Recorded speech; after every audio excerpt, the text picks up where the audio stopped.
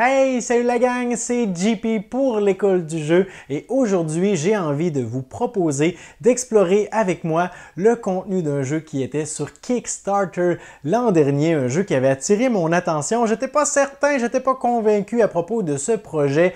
Je vous parle de Robin Hood and the Merry Men, un jeu qui peut se jouer en mode semi-coopératif ou en mode coopératif selon ce que vous préférez. Alors, on commence par ouvrir la boîte ensemble et je vous présenterai les quelques informations que je connais déjà sur ce jeu. L'école du jeu, en partenariat avec la boutique L'Imaginaire, au-delà de vos attentes.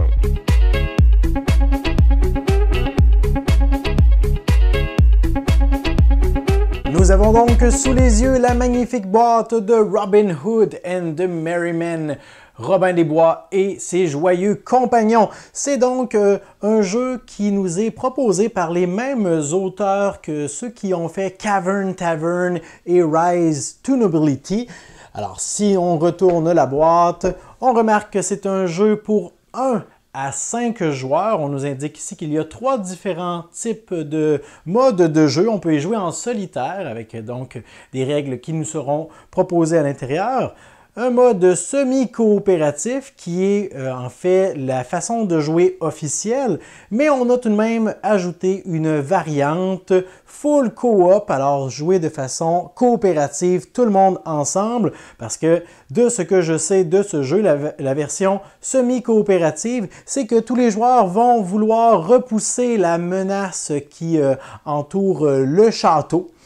Et si donc la menace est trop présente, eh bien tous les joueurs perdent, mais de façon semi-coopérative, les joueurs devront donc repousser la menace, mais au terme de la partie, il n'y aura qu'un seul gagnant. Donc j'ai la version ici Deluxe à vous présenter. Je suppose que dans la boîte, nous aurons la différence entre la version qui est disponible en magasin et la version de luxe qui était seulement disponible via le Kickstarter. C'est un jeu qui est, à ma connaissance du moins, seulement disponible en anglais également. Alors donc, allons voir ce que le contenu nous propose. Donc, nous avons justement, comme je vous le disais, une petite fiche qui nous explique quelles sont les différences entre la version du jeu de base et la version Deluxe.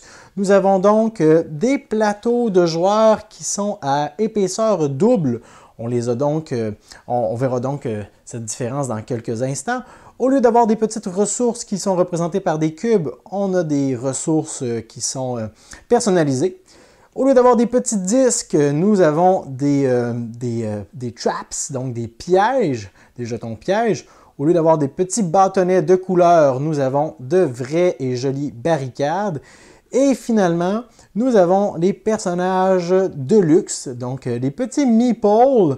Je ne me souviens plus si ce sont des autocollants ou si ces meeples sont vraiment...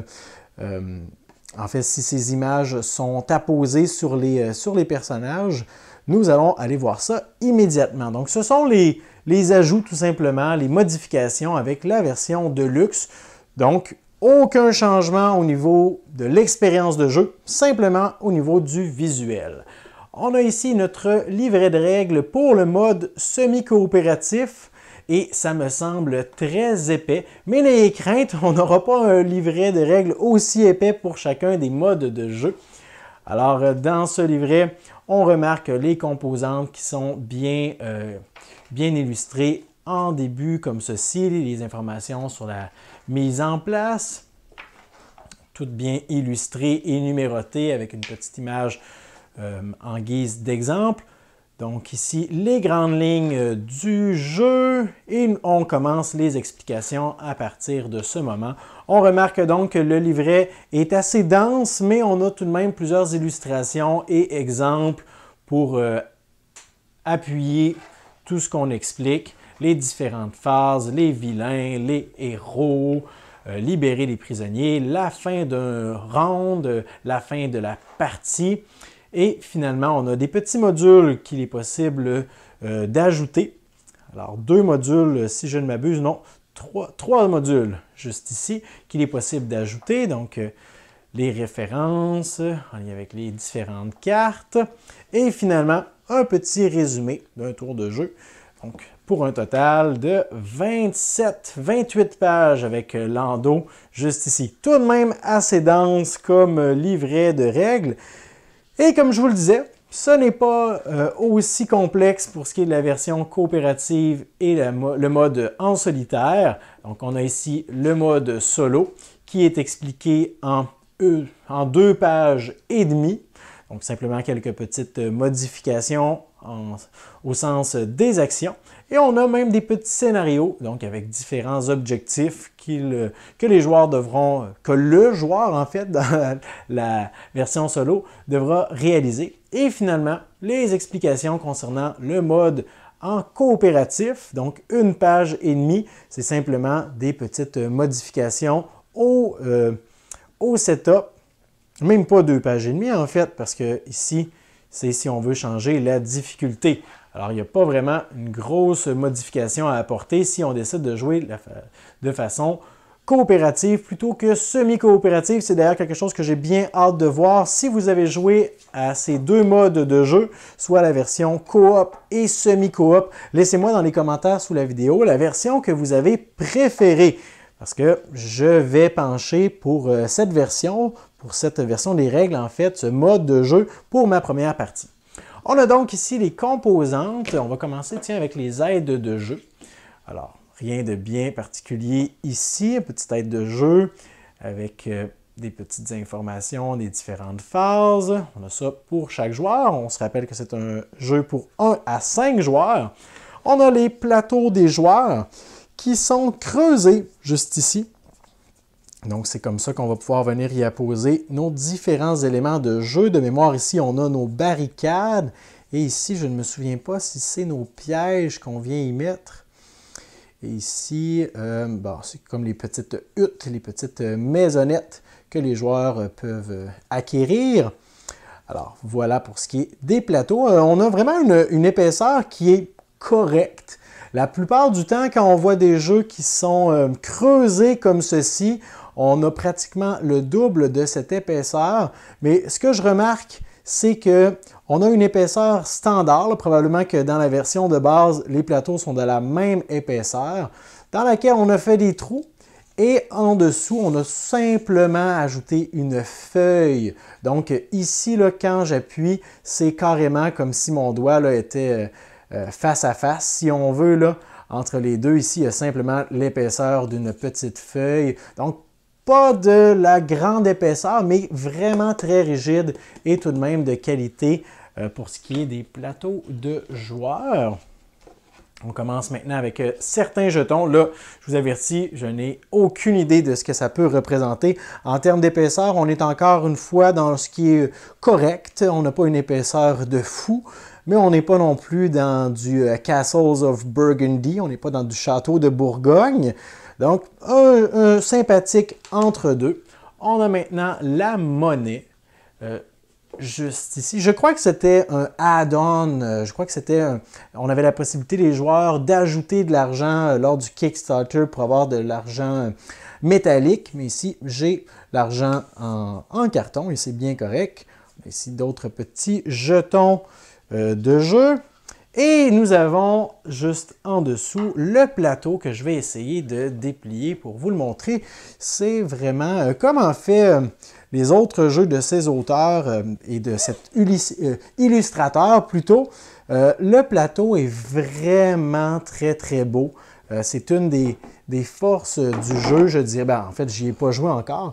Et il ne faut pas dire que le visuel est une force du jeu parce que ça peut n'avoir aucun impact sur les mécanismes ou quoi que ce soit, mais c'est tout de même très agréable à regarder. Alors, on a le château ici, la forêt de Sherwood qui l'entoure. On a donc des emplacements où on va pouvoir venir apposer nos barricades, nos petites maisonnettes également, dont on parlait un peu plus tôt. On a des emplacements pour les pièges aussi, les différents emplacements qu'on peut visiter au château. Et sur le côté ici, on a toutes sortes de pistes.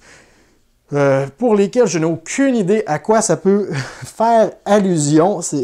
La campagne Kickstarter est tellement loin dans ma tête que je me souviens même plus du tout à quoi ici ça peut faire allusion. Quelques petits symboles que je reconnais comme les barricades entre autres, donc peut-être quelque chose de bien spécial selon l'emplacement de la barricade. Là, il y a les points cardinaux juste ici et ça je pense que ça représente les différentes actions qu'on peut effectuer. Alors vraiment, c'est ce que je voulais vous montrer, la beauté et la grandeur aussi du plateau central. Donc c'est un jeu qui, oui, en plus des petits plateaux individuels, un jeu qui va prendre de la place. Autour de votre table, nous avons par la suite des dés. Alors oui, on a quelques dés à lancer dans ce jeu pour résoudre nos actions. Nous avons les dés noirs et les dés blancs. Je ne me souviens plus du tout dans quelles circonstances les dés noirs et les dés blancs sont utilisés. On remarque qu'il y a donc différentes faces, différentes couleurs également. Et pour ce qui est de la qualité, ce sont des dés carrés, là. Alors, c'est pas une qualité exceptionnelle.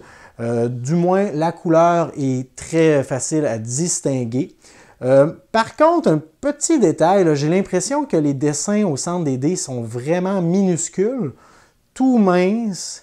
J'ai l'impression qu'on aurait pu prendre, au lieu d'illustrer la hache au complet, peut-être juste illustrer le dessus de celle-ci, mais faire un icône qui est vraiment plus visible, plus voyant. Bon, peut-être pas une grosse déception, mais tout de même l'impression que ces dés auraient pu être un peu mieux tout de même. J'ai l'impression que les dés noirs, je ne sais pas, là, on a vraiment utilisé ici tout l'espace, alors que ce n'est pas le cas pour les dés blancs. Mais là, on cherche des défauts, là, vraiment. On va maintenant s'attaquer au petit sac qui était caché sous les dés. Il s'agit d'une pièce métallique. Je crois que c'est le jeton de premier joueur dans la version de luxe, tout simplement. Alors, une jolie pièce illustrant Robin des Bois, juste ici, avec son arc à la main. Et, oh, j'ai essayé de la faire tournoyer. On va réessayer encore une fois. Alors, la pièce tournoie bien dans les airs. Si on veut faire pile ou face, et là, elle est partie. Je vais essayer de me souvenir qu'elle est à côté du mur du fond.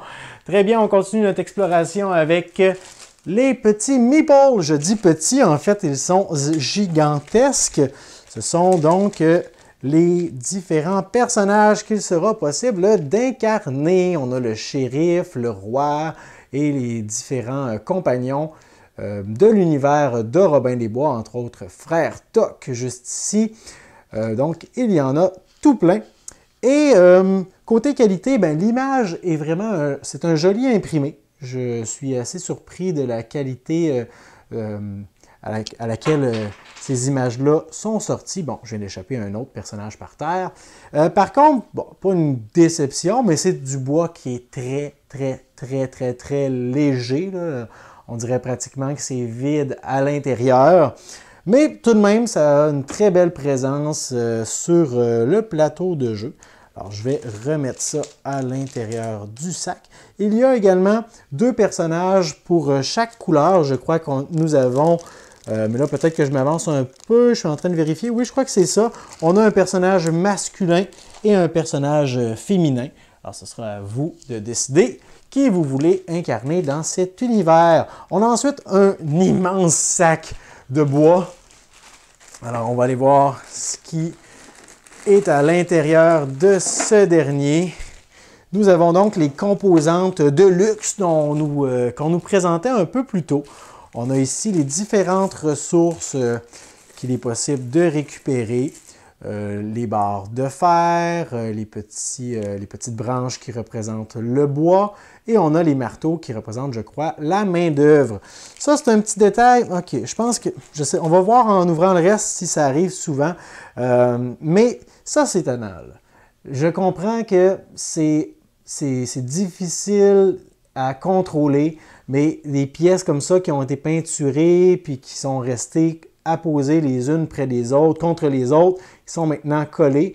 Elle se détache très facilement.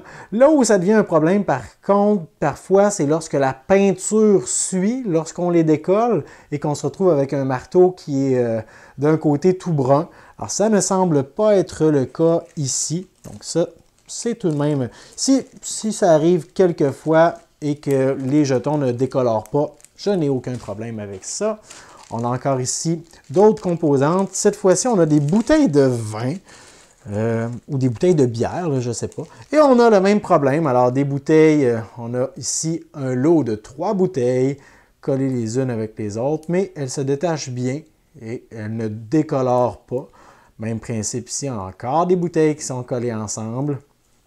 Ça semble être un peu problématique. On a d'autres jetons à l'intérieur là-dedans, là, mais j'ai aucune idée à quoi ça peut faire référence, comme ce petit jeton-ci. Vraiment de belles découpes. Par contre, là, ça, il faut l'avouer, encore des jetons qui sont collés ensemble. Là, ça ne représente certainement pas un bouclier. Alors voilà, mais au moins, comme je le disais, il n'y a rien qui déteint. Et la qualité du bois est encore comme celle des personnages. Alors un petit bois qui est très, très, très léger, qui me semble vide. On a des belles couleurs, par contre, vraiment des couleurs flash distinctes. Donc on a ici les barricades. J'avais bien hâte de voir le résultat.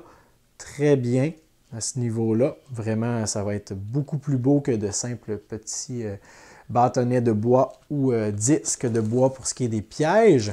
Donc, vraiment très heureux de ce côté. On a ici les travailleurs. Donc, je ne les sortirai pas. Là, c'est simplement des petits meeples des couleurs correspondantes. Ce sont donc les travailleurs que... Et ici, nous avons les héros. Alors, c'est ce que je viens de me souvenir. Nous avons ici les héros. Et ici, ce seront nos travailleurs qu'on pourra envoyer faire différentes tâches. Nous avons ici les caravanes. Oh oui, ça, j'avais hâte de voir les caravanes. Alors, nous avons différentes caravanes qui vont se diriger vers le château. Évidemment, on en a qui sont collés ensemble, mais pas de problème. Alors, pourquoi différentes couleurs? Je ne m'en souviens pas du tout, mais j'apprécie le fait qu'ils ont tenté d'utiliser des couleurs qui n'étaient pas utilisées pour les joueurs, entre autres un petit rose, orangé, turquoise et brun, pour essayer de garder les choses le plus distinct possible. Et on a finalement ici des petits meeples gris qui représentent la garde militaire du château. On a dans le fond de la boîte des petits sacs de velours pour piocher probablement des jetons, mais je ne me souviens plus du tout à quoi, lesquels en particulier. Des sacs refermables pour nous aider à ranger tout ça. Et ici, nous avons des cartes. Alors, voyons voir la qualité de ces cartes-ci. Et là, je vous avertis que je n'ai pas grand souvenir au sujet des types de cartes qu'on va retrouver. Donc, nous avons la qualité des cartes générales est très bien, très très bien en fait, qualité des cartes, vraiment bien. Et maintenant, qu'est-ce qu'on y retrouve? Je crois que ce sont nos héros. Alors, Lady Marianne, Robin des Bois, Will Scarlett. Et on a ici différentes cartes avec les bannières. Ici, je ne sais pas si ça représente... je crois que les petits chapeaux ici, c'est vraiment les héros. Les petites bannières, ce sont différents personnages qu'il sera possible de récupérer, qui ont particulièrement des pouvoirs et des points en fin de partie qui peuvent nous donner également. Alors, il y en a vraiment tout plein. Des personnages, des mercenaires qui peuvent se joindre à notre équipe. On a des cartes également pour ce qui est du déploiement des troupes ennemies. Alors, pour ce qui est de la milice, de la guerre, pas de la guerre, mais la milice, les hommes du château. Alors, pour voir qu'est-ce qui se passe, c'est cette menace que les joueurs, de façon semi-coopérative, devront tenter de repousser.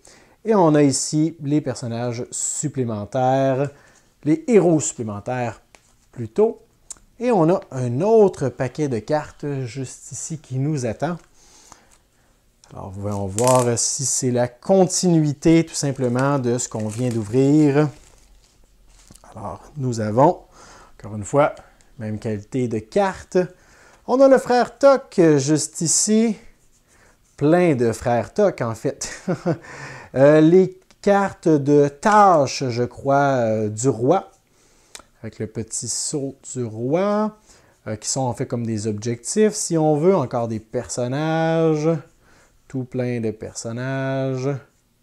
Avec ici, plutôt dans le bas de chacune des cartes, bien que l'image est pareille, on a l'action qui, en fait, l'action qui aura un impact avec cette carte-ci. Et d'autres cartes, donc, d'événements militaires. Alors voilà, on a tout ça ici. Et finalement, on a ces petites cartes-ci qui représentent le prince Jean qui prend son bain avec un canard de caoutchouc. J'ai aucune idée à quoi ça peut nous servir. On le découvrira en lisant les règles. Alors voilà ce que je voulais vous présenter aujourd'hui avec Robin Hood and the Merry Men. C'est un jeu que j'ai bien hâte de découvrir, que j'avais vu passer sur Kickstarter. Et j'avais manqué la campagne malheureusement, mais j'ai réussi à mettre la main rapidement sur une copie de luxe. Donc si vous avez joué à ce jeu, je vous invite encore une fois à me laisser des commentaires sous la vidéo. Laissez-moi savoir également si c'est un jeu qui vous intéresse concernant une présentation sur la chaîne. Qu'est-ce qui vous intéresse le plus de ce jeu? Est-ce que c'est l'aspect semi-coopératif, full coop ou l'aspect solitaire? Donc n'hésitez pas à me formuler vos commentaires sous la vidéo et à me laisser un pouce vers le haut pour manifester votre appréciation de la vidéo. Moi je vous dis merci pour votre écoute et à la prochaine. 1, 2